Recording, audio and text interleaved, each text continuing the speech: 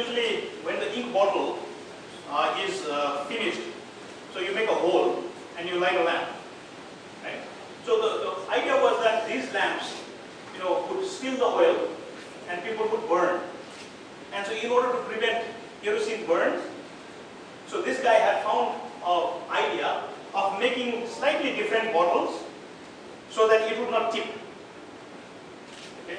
Now I find that a very strange idea, because in this world today, the kerosene lamp has already been replaced by a light emitting diode. Okay?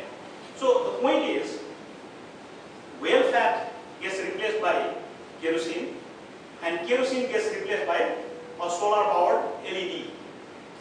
Okay? So just try to appreciate what is the nature of that change. Okay? So if you look at Thomas Edison and his life story, and it's an easy story to tell because he did not go from, so all of you, just imagine, so Edison grew up looking at candles, right? He knew candles very well. But it's quite a feat for Edison to go from candles to a light bulb. Now, what is wrong with the light bulb that he invented? What was wrong with the light bulb that Edison invented? No, the problem was it would not fuse. So he invented a bulb that would not fuse. So nobody wanted to manufacture a bulb that would not fuse. So once you put it in, it would not never break down. It would not fuse. Now here is the difficulty of trying to understand the concepts that were put up. So candle to bulb is an inventor. Thomas Edison spent 2200 experiments before he came up with a bulb that would fuse. Okay? You see the difference? Coming up with a great idea is an inventor, a great mind. But Thomas Edison is not famous because he invented the bulb. He is famous because he invented the fusing bulb. And only when the bulb would fuse that people decided to manufacture it. Okay? It's slightly different. But now, let's say we had bulbs everywhere. But how do you like it? So Thomas Edison became even more famous because he actually found a way, and this is where the word system. Okay?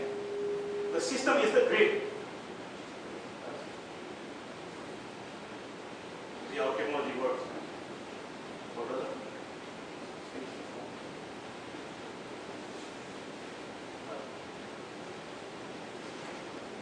So I hope you understand that it is the grid that actually enables power to be generated somewhere, to be transmitted to the cities, from the cities to substations, from substations to the campus, and from the campus into the wires, and then to the bulb.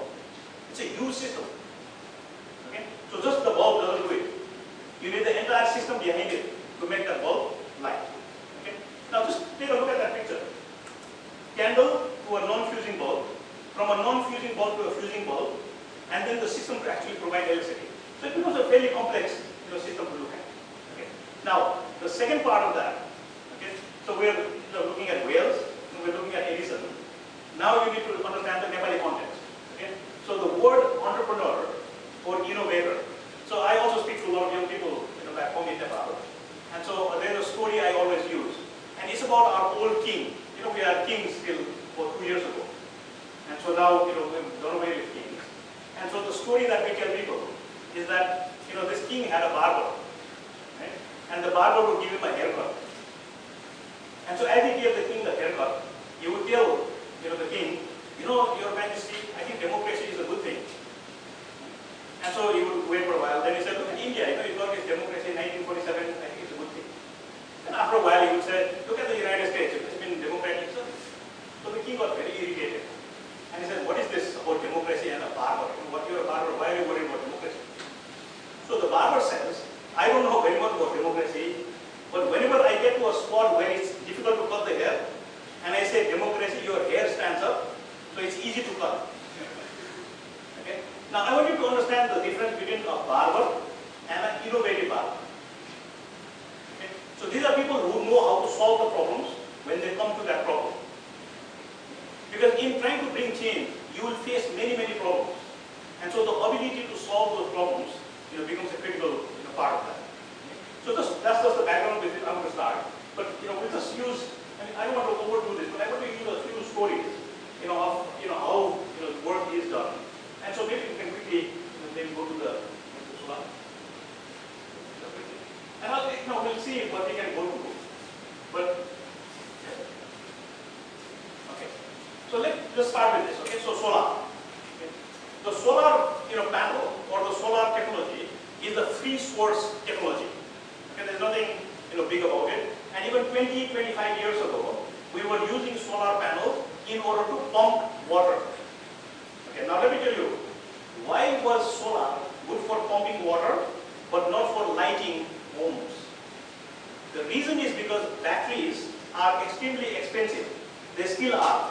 But can you imagine 20 years ago how expensive batteries were to store the sunlight? Okay? But if you want to store water, so try to understand this.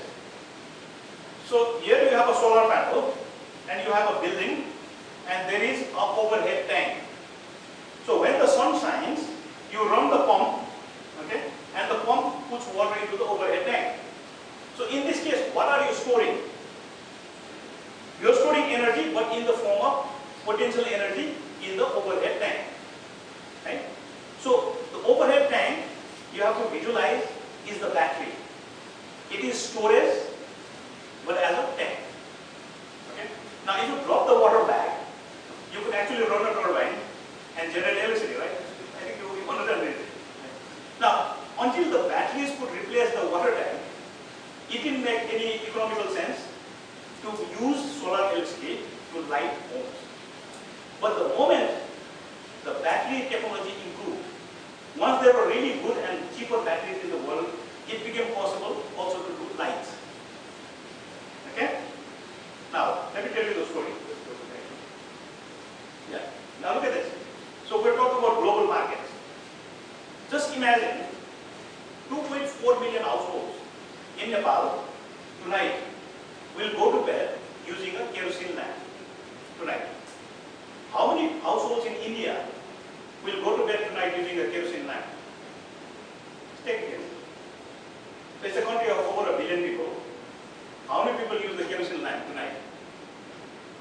78 million households. How many people globally will be going to bed tonight using a kerosene lamp? So think of Kenya, Zambia, all them. 1.6 billion. Okay. Now what do we need to replace kerosene? Well, look at this. It's a solar lamp. Okay. Inside the casing, there is a 1.5 volt nickel metal hydride batteries. Now nickel metal hydride batteries, because you don't want to use cadmium or mercury to destroy the environment. Right? So when batteries were cadmium or mercury, we didn't like it. But now that they are nickel metal hydride, we are starting to use it. Even better, lithium ion batteries, much better. The LEDs, that's only 4 LEDs. But if you get them of the right quality, they're pretty good light. Okay? Now, let's go to the next one. Okay. So, if you look at that technology, what is the variable in replacing kerosene with a solar lamp? Okay. Very often, the adoption of technology is not determined by the battery or the LED. It is the variable would be people.